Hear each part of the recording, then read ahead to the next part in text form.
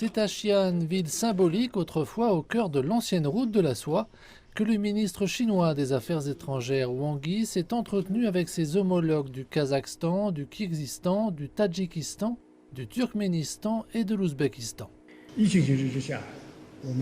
Cette réunion montre la volonté sans faille de nos 6 pays de s'unir pour lutter contre la pandémie et aller de l'avant pour rechercher ensemble un développement commun.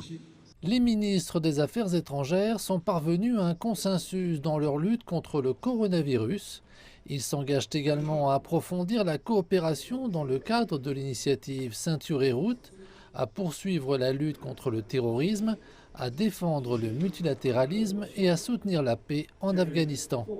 Ils ont également accepté de partager leurs expériences en matière de lutte contre la pauvreté, ainsi que de créer des centres d'échange dans les domaines de l'agriculture, de l'archéologie et de la médecine traditionnelle.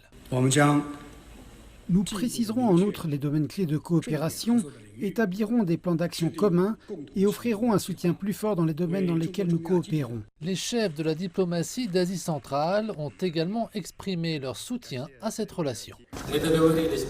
Nous avons convenu d'accélérer activement le rythme de la coopération commerciale et économique, notamment dans les domaines de l'agriculture, des transports, du commerce et de l'investissement.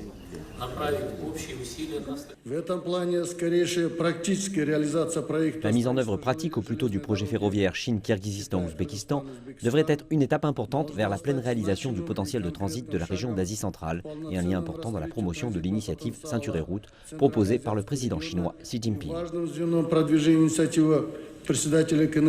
Un mémorandum a également été signé pour établir davantage de réunions entre les ministres des Affaires étrangères, alors que les relations diplomatiques entre la Chine et les pays d'Asie centrale entreront dans leur 30e année en 2022.